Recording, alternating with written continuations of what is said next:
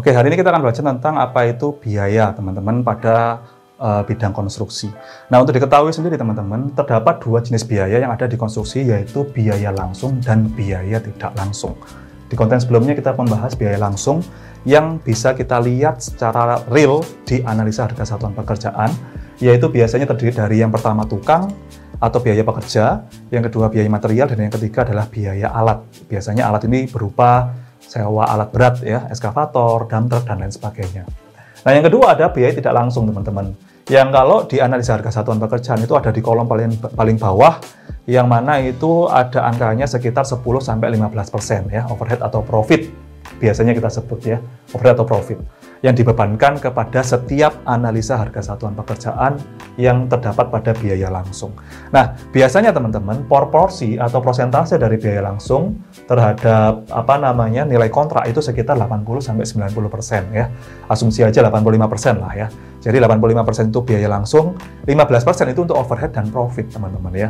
Nah, untuk overhead dan profit sendiri, itu biasanya kalau dari beberapa pengalaman itu operasional itu membutuhkan 3-5%.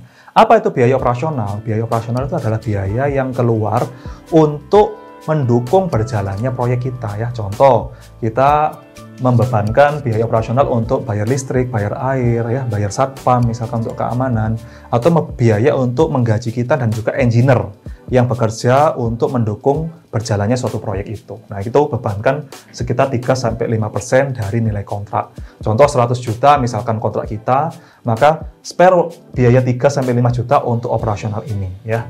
Nah, sementara sisanya adalah profit ya, sekitar 10% ya.